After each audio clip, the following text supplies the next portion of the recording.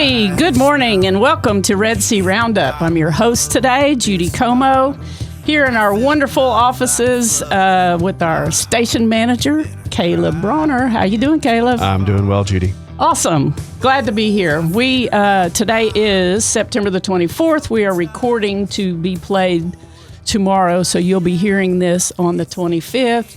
It's always a little bit confusing for me to do that. But today, our guest is Britt Erisman. Britt, how are you doing? I'm great, Judy. Great. Welcome, and great to meet you. And sometimes when you trace back how you actually met or know someone, it's kind of comical. So I was snooping on my husband's email. Not that I do that all the time, but he needs my help. And I saw your name, and here we are talking about it.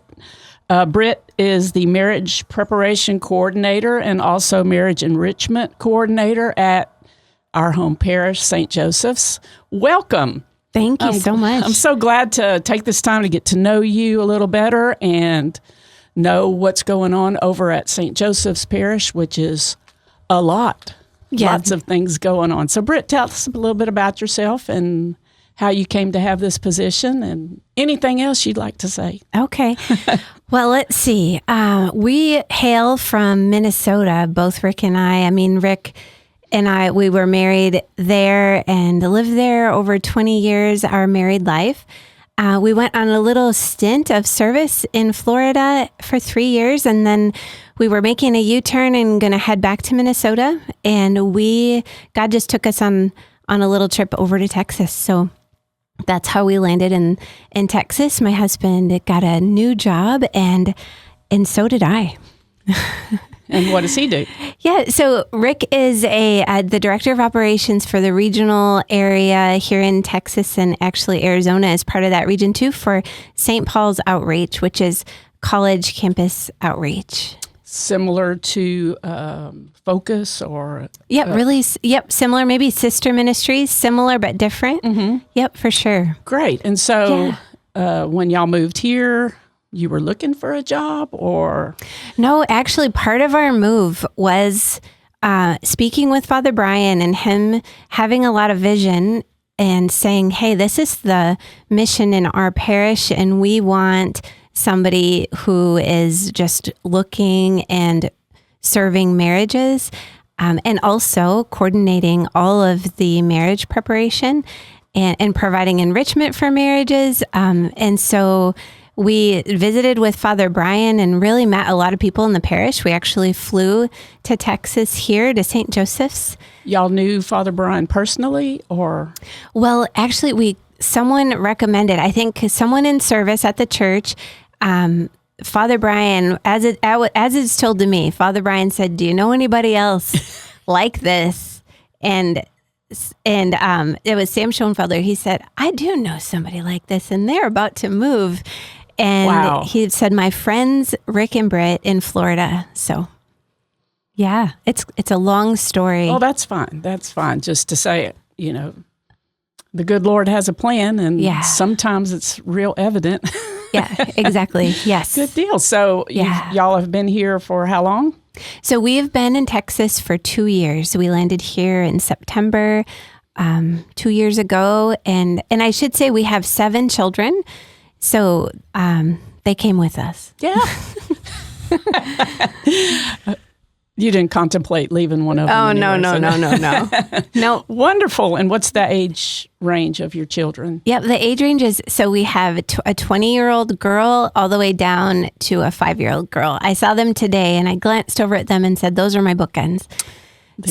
And then 7 in between. So wonderful. Yeah. Well, congratulations. And thank you. You might know a thing or two about marriage if y'all have navigated 20 years and 7 children. So did the marriage preparation program at St. Joseph kind of had a little rhythm to it and you joined in and tweaked it, or is it something new to the parish? Or tell us a little bit about the marriage prep program as it is. Okay, well, does that make sense? Yeah, that makes sense. So, when we came on the scene, there really was dedicated volunteers who were doing a lot of what is still going on right now.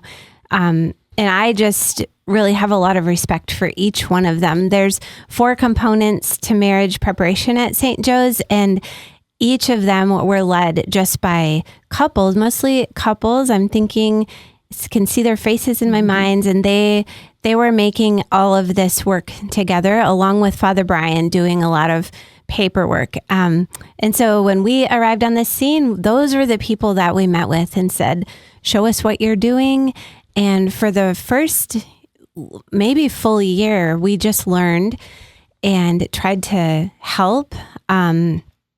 But really, we were watching these dedicated volunteers do what they had been doing for so long. But so a little bit, I mentioned there's 4 components. And do you want me to go into those? Okay. Yeah, absolutely. Okay. So when a couple comes to St. Joe's and says, hey, I'm interested in getting married. So the first step really is that I have a conversation with them on the phone, because there's so many nuances and circumstances to people's lives, like it could be a couple, there's multiple groups of people that come our way with that request, people who are getting married in a different parish, but they need to receive marriage preparation somewhere. So some couples are like, we need to receive marriage preparation, then we're going to get married somewhere else.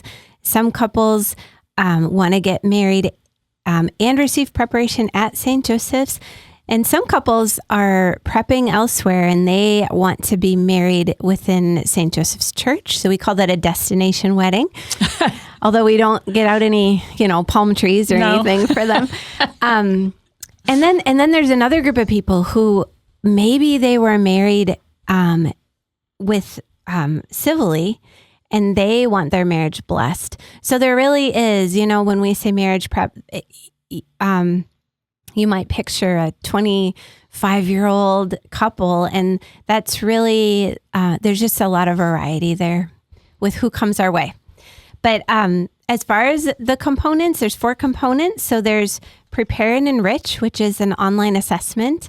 I think that's been around for a while. Does that sound familiar, or does Focus sound more? The Prepare and Enrich was part of our diaconate formation. So when we were applying for the diaconate, we took this, what was it? An assessment. Prepare and Enrich. Did you take it? Yeah. Yes, we did. And then we had to meet with a deacon and go over it. And if anybody knows Keith and I, sometimes they're a little surprised that Deacon Frank Ashley said, I have never had a couple that got almost everything, like they put it into a graph and it all falls down and y'all fell right in the same square. He was just blown away by it. And so he goes, I don't really have anything to talk to y'all about because y'all were very compatible. That's awesome. And he said, well, here's one thing that y'all differed on. And he started explaining it. And I said, oh, well, Keith probably said such and such because he thought the question was this. And he was like, yeah, that's probably right. That's awesome. You know each other so well. Yeah, I guess. But anyways, so it has been around, and they utilize that for other things besides marriage preparation. Yeah, because even a married couple can take it, and you don't have to just be engaged. So that's wonderful. Yeah, so that first component is Prepare and Enrich. And again, you just described that so well. You answer about 1 million questions. Yeah, separately. Yes, separately. He even asked if we cheated. Did you come together?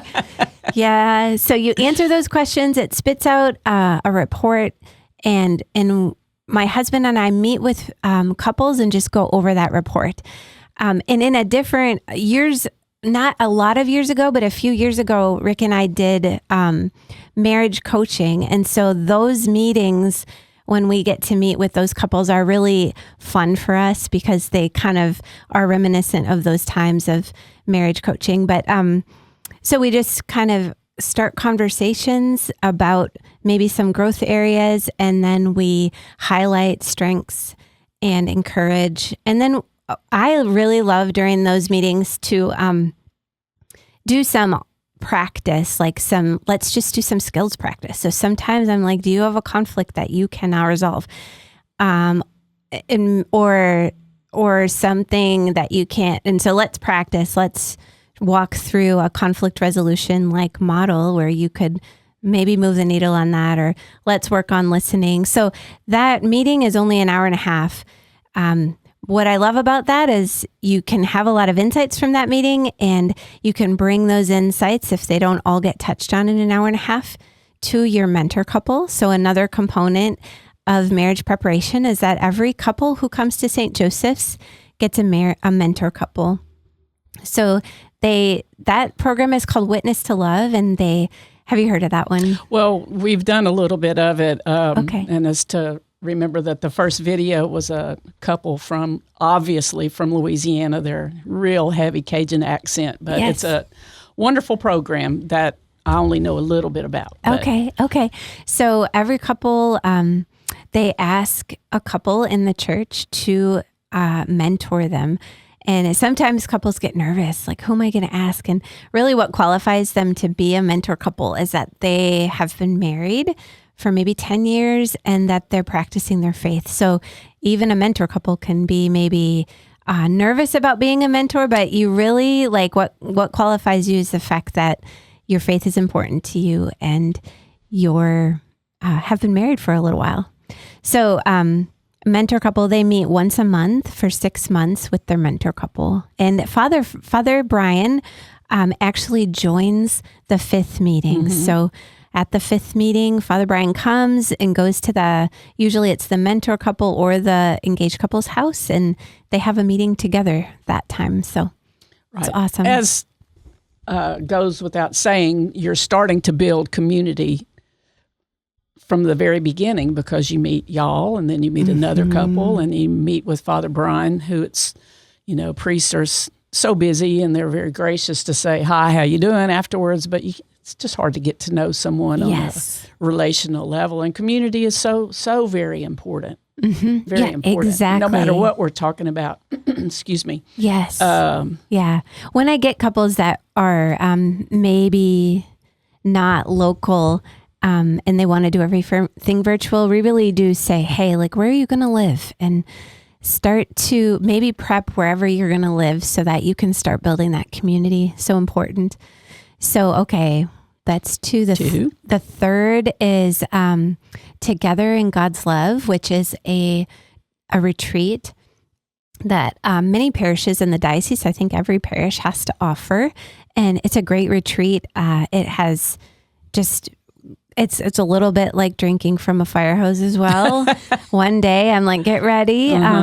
But again, a great retreat. And we have on average, maybe about 20 couples per time on that retreat. So you get to know some other couples. And St. Joseph hosts that retreat. Yep. On our grant, you don't go away and spend the night, or you do? Right. Nope. It's a day retreat. Mm-hmm. I'm thinking of breaking it into 2 days because it is so dense, but it's a day retreat, and you're with a fair amount of other couples. We offer that twice a year. So yeah. And then the last component is natural family planning. So a lot of times there's a lot of education that just goes into that. Even on my initial phone call, just kind of checking in and saying, hey, like, do you know what natural family planning is? And sometimes couples do know, and they're just excited about that. And then sometimes they're like, no, I don't know what that is. And so really just helping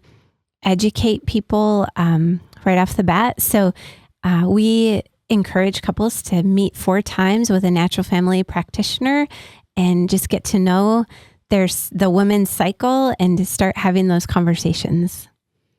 Amazing. Yeah, I know Pam Marvin is very involved and is very good at. She said, I've just got to be in front of people face to face. I can change their hearts. I know. I feel beautiful. Very happy every time I send somebody Pam's way. Mm-hmm. Mm-hmm. Great. So how do couples find you and find this program, and take us through that? And is there, it's kind of a side question, cross communications between other parishes and an effort made? Because I think my daughter was doing marriage prep at St. Anthony's, but they needed the retreat and they went to St. Thomas Aquinas. So there's kind of some ability to help each other out parish-wide. Yes, yeah, absolutely. That's funny. A couple that we recently walked through marriage prep with, they were parishioners at St. Thomas. They prepped at St. Joe's, and their mentor couple was from St. Anthony's. So I was like, we are just a community now. We're so blessed here in this area with 5 vibrant churches. Yes. And, the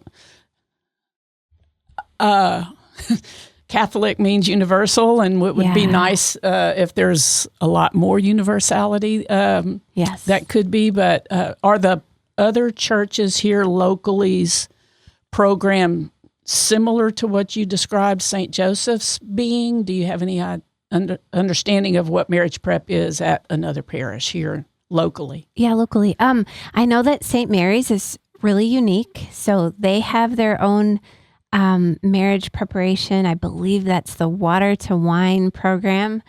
And so we're probably not, maybe similar in content is what I'm going to say. And then we get a lot of their engaged couples who aren't students will come from St. Mary's. And then let me think, I do know that I think everything is fairly similar, except St. Joseph's does that mentor program, and that is unique to St. Joseph's. I know that some other parishes may give a mentor if it's needed, and we just approach it in a way that everybody needs a mentor. Yes, that's great. Yeah. So let's break down a little bit of each one of those 4 pillars and talk about that individually, if you'd like. Sure. Great. Yeah, that sounds great. Let's see where to start. You said the prepare and enrich, I think, was... Yeah, prepare and enrich. Prepare and enrich, again, is a great assessment tool. And there's a little bit about personality in there, which I think helps. Sometimes it's really insightful for couples, and sometimes couples are a lot like you and Keith, right? Where it was like, okay, you know each other well, or you're suited in a certain way. I always tell couples, this isn't a pass or fail. So if you have a lot of growth areas, it's just a matter of being committed to that growth. Exactly. And to reiterate, we had been married for nearly 30 years when we took this. So we were going through that. So, and still we kind of shake our head a little bit here, say, what, that really was us. But, and I would imagine you've said a 6-month process. Pretty much people know that when they come and call that this is going to take 6 months. So don't book your wedding yet. Right. And, in the Catholic Church, it's so beautiful, the universality and just the sheer organization. Because if someone's getting married in a parish, cities away, in order to book their date, they have to have a letter from our church or from any church that says this couple has begun marriage preparation. So even to book a date, you have to have that sit down with Father, and it's actually called a canonical interview. I don't tell them that they're going to go on a canonical interview because that sounds a little intimidating. You're going to go visit with Father, and he just gets to know them really. But yeah, so. It does take 6 months, though. There are some, I wouldn't call it exceptions. I would just call it marathons. If someone is going to go, maybe it's a military situation, and there's really a very good reason to get married under that 6-month amount of time. And we're like, okay, we're going to help you do this. And it's been great to help people do that who otherwise...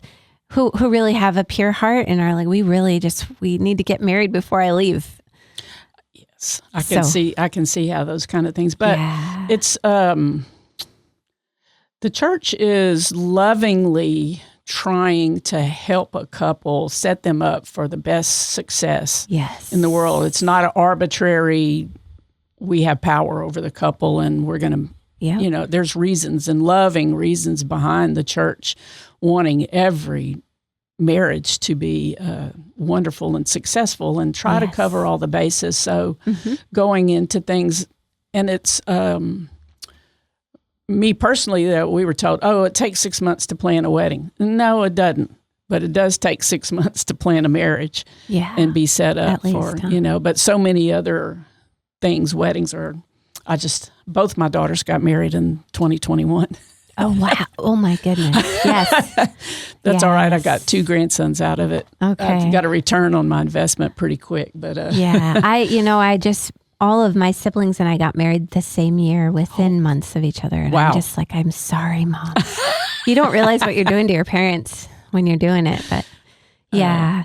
Okay. Can I tell you one thing that I really love about marriage prep? One thing that I love, so I've been in ministry for a long time, both my husband and I, and the way you would think, oh, this isn't all that new, or we've been working with really formed married couples. But what I have found that I really, really love about marriage prep is that I get to be that one of the first people to kind of greet people who are sometimes searching. And maybe they didn't, they might be searching, and they might, like at different phase of their faith journey, maybe they came because they just want to get married and this was their church. And now they're going to receive some education, learn about the faith. I love that all of these components of marriage prep, they have truth in them. So every couple is going to encounter the truth, and some of that truth is really hard, but it's also encountered with the love of a mentor couple and the love of hopefully my face and my emails, and my text messages. So this love mixed with truth, I think, is a really great, just environment for conversion. And it's just been really fun to watch people like move from one place in their faith to a new place, no matter how small or how large that step was. So I really love that. Oh, and well put too, because,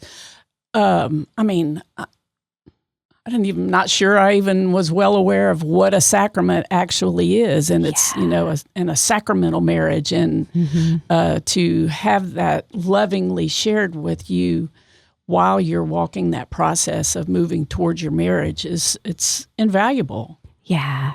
Yeah. I love it. And I feel grateful to be on the cusp of that kind of evangelization, especially in the church. So yeah. So when we get to the NFP part, maybe we'll skip 2 and 3 and go to natural family planning and talk about that for a little bit. Sure. Is it 50-50 people kind of know about it, or it's a eye-opening experience for most couples? And how? I should write down my statistics. I'm a math person, but I'm like, I don't think it's quite 50-50. But there's this level where people have maybe heard about that, right? I've heard about that, but I don't know what that is exactly. So, there is a little bit of, in a first conversation, I think I had a conversation with a couple and I realized I don't think they know what I'm talking about. And so I did just ask straightforwardly, do you know what natural family planning is? And they said, no, I have no idea what you're talking about. And so to just tell them, and then going forward, I do ask every couple that, I do think there is, different than other generations, there is a movement towards natural, ways of going about all sorts of things in life. And so in that way, I do think that there's a friendlier or a more openness to that, because there's a lot of mixed faith marriages too. So that's a whole nother conversation. But so they're being prepped in the Catholic Church. And so this woman maybe isn't even Catholic, and she's required to learn natural family planning. And I haven't gotten a lot of pushback on that. I think even people saying this has been, one bride said, this has been my favorite part of learning, and that woman is not Catholic. So I think just the learning about yourself and, it's hard, me, myself, having 7 children, to say, you should use natural family planning because it works. But it does. Well, we have 7 children, and we knew we were going to have 7 children. Couples who've been involved throughout their, David and Terry Lipscomb are my intimate friends, and they have 10 kids as well. And you're just like written off right away. Like, sure, they're works. the ones that did the NFP talk when Hannah and I went through the marriage prep at St. Joe's. And it's like, yes, it really does work. It does. But, it's wonderful. You mentioned because conversion takes place within this process. I think when we're given an opportunity to meet Jesus and our hearts are changed through a relationship with the real person, and realizing that that's an integral part of a relationship with Jesus, is you're given, it's a person, it's a reason to be obedient, not just arbitrarily saying, don't do it. Yeah. If people have a relationship with Jesus, then it makes sense. It's just as hard, perhaps, but at least you have a reason behind it. And having you and Rick involved in that is showing that face of Jesus. Would you agree, Caleb? When we did marriage prep, it was, that was 10 years ago or something like that. And so it probably looked a little bit different. We didn't have like a mentor couple or anything like that. Ours was just a weekend retreat. Yeah, ours was a weekend retreat. And kind of like you said, it was such a fire hose of information that I remember getting really sleepy during it. And so, I don't know. I don't think I really understood it. Also, there's something wrong with me in that when my wife starts talking about like luteal phase and all this technical information about NFP stuff, like it doesn't stick in my brain. She has to tell me, she has to explain it every time to me. Like there's something about it. Like I could tell you, maybe I need to sit down with her, like, his wife. I could tell you details about the Battle of the Granicus that Alexander the Great fought against the Persian army or something like that. But like, I couldn't tell you anything about NFP that I heard last week. So I'm not a good person to ask about it. Well, that's okay. But I think that because the emphasis of relationship and the emphasis of community that is built in, we're at least taking a step towards more successful marriages and things, and building community, as we've said. Yes. So as the coordinator, this mentor couple is walking with the couple, and they have these other things, but you're relatively involved in it throughout the whole 6-month process, correct? Yeah, I think relatively. Like, so in the beginning, I definitely feel like at the end of this 6 months, or at the end of what, I definitely feel like I have a relationship with this couple. I'm excited to see them at church, and you know what I mean? We're high-fiving and being excited when I see them. And so I do that. Prepare and enrich really helps us, Rick and I, have a more just knowledge of that couple. So we do have a relationship for sure. And then there's the administrative portion. So now that I'm their friend, I get to chase after them for all of the things. Because again, the amazing part of the Catholic Church is that you have to be baptized. You need a baptismal certificate. Where is it? We need witness affidavits. So there's all of these things that have to be in that marriage packet. And actually, I find, I'm just going to tell, maybe there's somebody out there that's interested in this. Then that marriage packet, if they're getting married in a different diocese, it gets mailed to Austin and the Austin Tribunal, and it gets looked over and stamped and like made sure that all is good. And then it gets mailed to the next diocese. And it lands in that church, and it has to all be there before the wedding. So that can be a little nerve-wracking at times. It's a lot. Yep. It's a lot. Yeah. We have about 12 more minutes of our time, and I do want to move on to marriage enrichment as long as we've covered everything with the marriage prep thing that you wanted to mention. So you're also involved with marriage enrichment. So tell us about that. Yeah. So again, marriage enrichment. I just love that Father Bryan has just a heart for marriages, and maybe I'm guessing that maybe he hears, from being a pastor, from being in a confessional, like that people need help knowing how to love and live and sacrifice for one another. So happy that we get to spend a fair amount of our time figuring out how can we love and serve these marriages at St. Joseph's. So one way that we do that is through some quarterly date nights. So these date nights are fun. I am a person who I really want to I'm not a total have a good time person, but I definitely want an environment to be enjoyable and refreshing. And I want to laugh at least once, right? So we definitely do that. I try to add a little bit of that in. And then there's some formation of some sort. Now, formation is such a big word. These are evenings, so we have them as dates. There's a nice meal. There's wine, maybe beer, and then there's all these components. The lights are dimmed, and we are hoping that the Holy Spirit is firing all over in the room.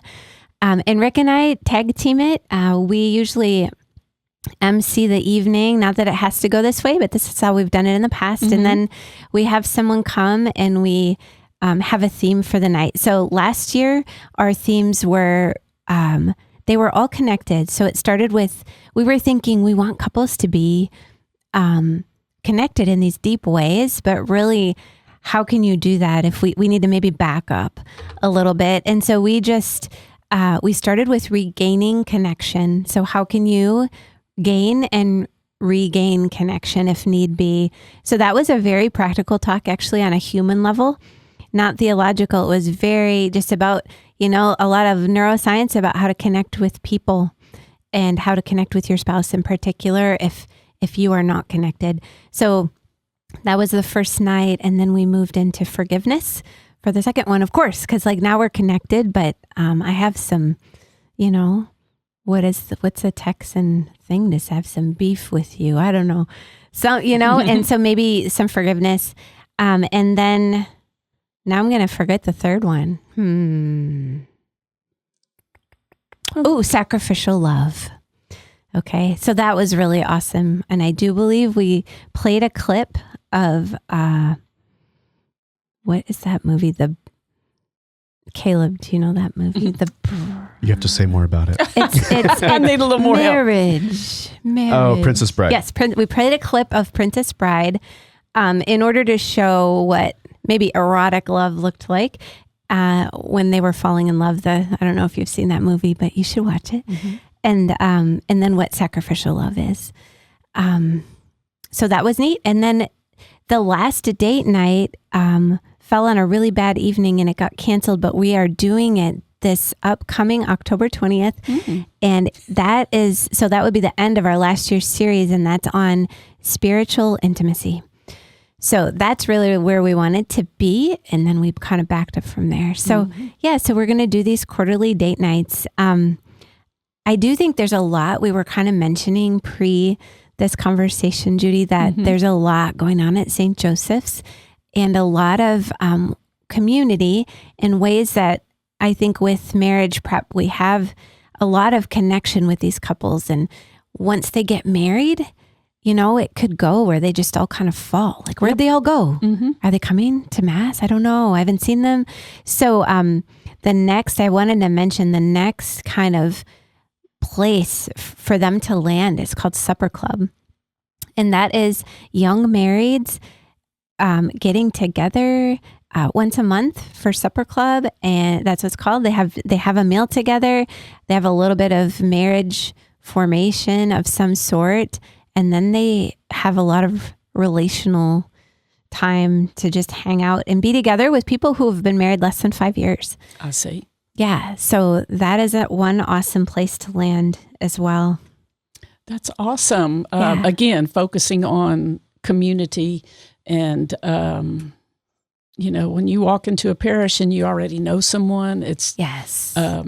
Keith, my husband, teaches almost all of the baptismal classes. Okay. And the fruit of that has been incredible because, like you say, so much paperwork is involved. And then you find out, I was never confirmed, or completing your sacraments of initiation. And he's very excited to be teaching the class on salvation history tonight.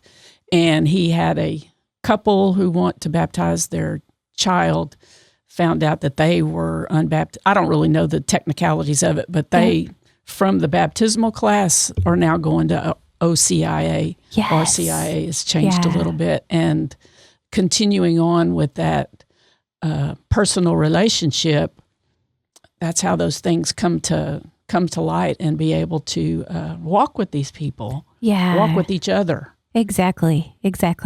And you don't know what you don't know. Like, so sometimes people just are like, I was a kid and didn't get confirmed. I didn't know, and so it's awesome to walk So Britt, with people. if someone's listening right now and saying, I might could get involved in something like that, let's talk a little bit about where you would need some help and how people can contact you and to maybe become a mentor couple or be involved in marriage prep in some way. Yes, thank you. I didn't even think of that.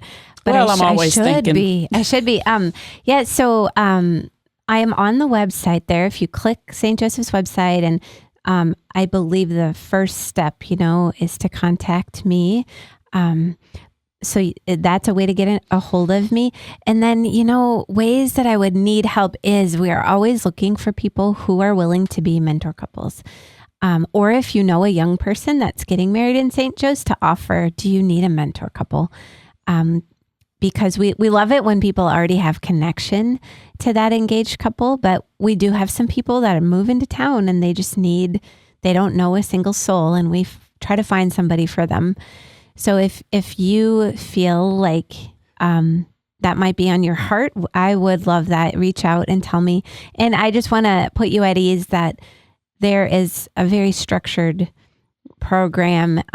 Witness to Love is an amazing program that you will not be recreating the wheel. You'll just be walking through and prompted to share your life at moments. So and then let me think what else.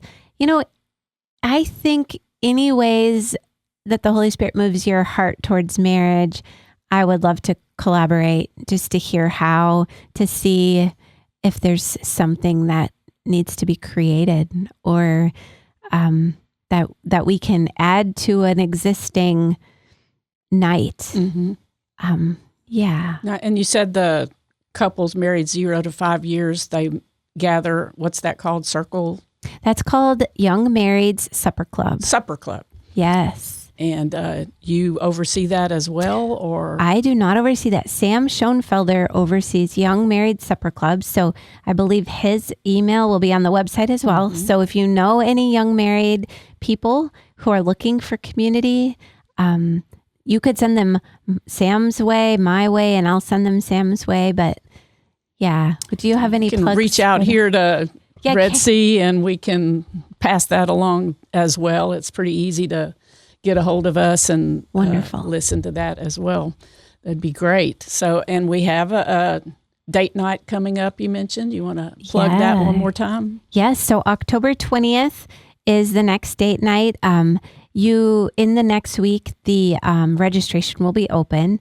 So if you go there right now, it's not open. I should have had it up, but it will be open. And then you just register online, and it's October 20th, Sunday night from 7 to 9. So please come. Great. Yeah, bring a friend too. That would be a really, there's some environments, and I just want to say that would be something to bring your neighbor to, or it's a very soft land for someone you don't have to be even Catholic. That's awesome. Every aspect of evangelization has a different look to it, and the very best way to start with being a disciple is to simply invite. If you're going to take the time to go somewhere, yes, put it in the bulletin, yes, put it on the radio, yes, say it from the pulpit, but the very best way to encourage someone is to say, we're going, why don't y'all come along with us? Exactly. And, we all have a love of the Lord and want to spread that around. And sometimes you say, come to Mass, but really that may not be the best way to have that first encounter, because Mass can be so off-putting to someone who's not seen that before. So that's awesome. Well, Britt, thank you so much for coming, and thank you for your dedication, you and Rick, y'all's involvement in this ministry. Appreciate it. Let's give some contact information to reach you, aside from the St. Joseph website. If you want to give your own email address or something like that, would you like to do that right now? Yeah. You feel free to reach out. B. Erisman, BERISMAN at stjosephbcs.org. Awesome. Great. Well, thank you so much for being here. You're and we're welcome. so grateful to Father Bryan for his pastor of so many different things and pointing us all in a direction to, I know they say it every Sunday, to know, to meet, know, live, and share Jesus. Yeah. Amen. Thanks a lot. Y'all stick with us. We'll be back in 3 minutes. Glory be